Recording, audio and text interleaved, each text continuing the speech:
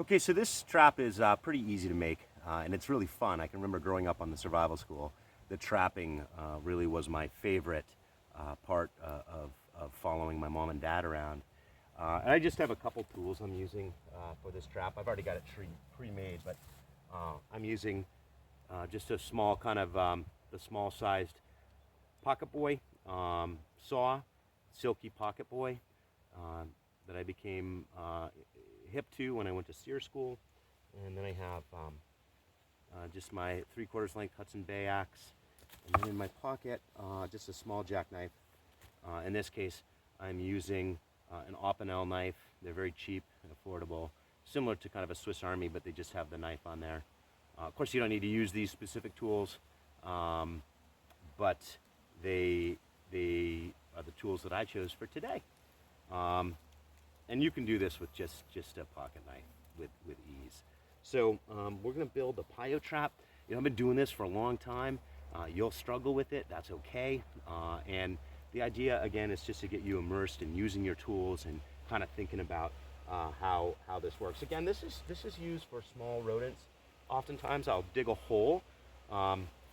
This all makes sense in a moment, and I'll put my bait in the hole so that my animal, my squirrel, chipmunk, is fully committing to going into the bait area of the trap.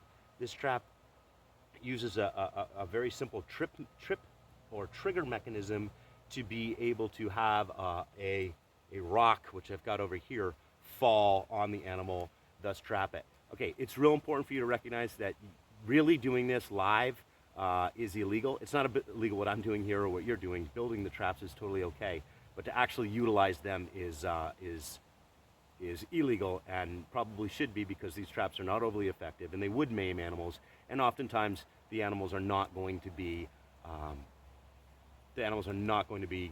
extinguished quickly. And but you know, building with couch cushions and trapping your cat and your dog, totally appropriate. It's a lot of fun. You're not hurting them. Remember, couch cushions, or maybe even doing it in your house for a mouse. Boy, I'd give you extra credit if I saw somebody do that. So it really starts with this upright. This is my upright. It's just a very straight, dead stick. It's got to be dead but not rotten.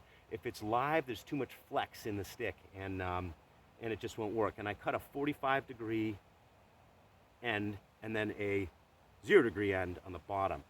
This is coupled with kind of this diagonal stick like this, which has got a strong notch. Don't go too far into the wood or that notch is going to break. And that notch sits with that 45 degrees like that. You'll probably want to watch this video a few times as you build this together. On the top end of that diagonal stick, which is this, I've got another 45-degree cut here. That's going to hold my weight or my rock. At the bottom of my diagonal stick, I've cut a little groove. It's not necessary, but a little groove. And then I've clove hitched some P-cord onto that diagonal stick. Now, I was going to and am going to actually do a lesson on cordage. I don't know if I'll get to it today or not, but I do like to use cordage, specifically nettle or spruce. In this case, for demonstrative purposes, I'm just using the P-cord. You know, trapping is a really effective way to get food. You know, everybody thinks it's hunting, but I could put out, if I get really good at this, I could put 50 of these traps out, and if I am on location and in an area that is biodiverse, I can get, you know, when I'm all done, who knows, maybe 20%, 10 to 20% of those 50 traps may actually connect, and I could have some food. Simple traps make a lot more sense than complex traps because it's a time effectiveness issue. It's cost and benefit, and although it's really fun to get into some complex styles of traps, the simpler the trap, the more you can make. In fact, one really common one that has been used with effectiveness is trapping songbirds. And of course, none of us want to eat songbirds. This is really a survival-based situation where you make a tunnel out of birch bark, then using spruce pitch, make that cone glued together, and then you put just kind of seeds or small cones from pine trees or hemlock trees or whatever bait inside that cone and then put more spruce pitch around that, and a bird will actually come through camp, whether that's chickadees or camp robbers or what, juncos, come in and actually stick their head in the cone, and then you can just pick them right up. So there's lots of types of traps out there. So this trap, again, just that upright right here, all it is, you know, I'm giving you a size reference. It's probably close to a foot. You can do these small or big, it doesn't matter. It kind of, you have to retrofit them to the rock that you happen to have. And then I've got my diagonal with another 45 and a nice notch, and then some rope tied to the bottom, both with clove hitches. This is my trigger stick, which you'll see how that works in a moment. Actually, I can show you now. So the figure 4 or the Pio trap sets up like this, and then I do 1/2 wrap around my upright, which creates some tension. And I'm gonna block that tension off with another part of my trigger mechanism and then prop up my rock. So let's see if I can do this. Usually it takes a couple times. That's normal. And I think I lost my other piece, but I'll find it quickly. So hopefully we retain battery. If I don't retain battery on this, don't worry about it. I'll just add on to this, and we'll have 3 videos instead of 2. So here's my rock. Making sure that we can see this thing. I'm gonna lower this down for you folks. Bring you a little closer. Sorry about the jumbling. That's pretty good there. And that's a good stick here. I'm gonna grab my axe, because I'll probably want to use that. All right, so got this big flat rock. This is a big rock. Up it goes. And I'm going to use my upright first. I'm going to block that rock with my foot. Use my upright first. Place my diagonal. And then do just 1/2 wrap around my upright, and down comes my rock, like so. Here's my 1/2 wrap. Now I can come off with this hand, and I need another trigger stick. Again, I had one perfectly set up, but I lost it. So this trigger stick is going to provide the tension on this trigger stick to hold it in place. So I'm gonna have to retrofit it here. That one's a little long, so hopefully I can do it without taking the whole thing apart. And I'm gonna use this stick to push out tension on my trigger, and then hopefully find a little abnormality or bump texture in my rock that's going to hold it in place. So I have it now.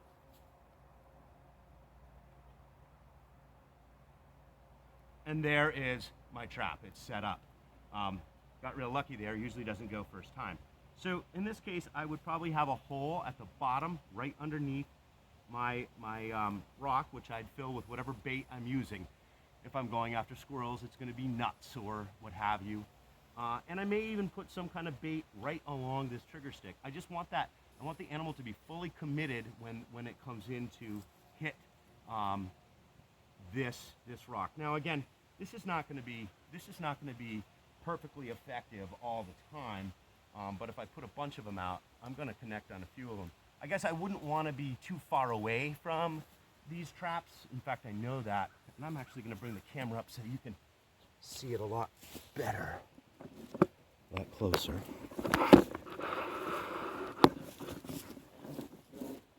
There we go. Right in there. 45 up here. There's my trigger stick. It's only got 1/2 wrap around my upright, and it's being tensioned by this part of the trigger mechanism in here. Pretty fun. This rock is a good 20, 25 pounds, maybe 30 pounds, maybe 40 pounds. I'm not quite sure. But eventually, you know, my Corey is going to come in, and I just need it to hit that stick. There's not a lot holding that rock up. And when it hits that stick, this rock's going to come down. So here we go. Bait is in here, in a hole probably in there. I might have some up on this trigger stick, because remember, that's what I need it to hit. This is going to be, again, used predominantly for small rodents. Could be used for larger animals as well. Let's see if I can open this tripod.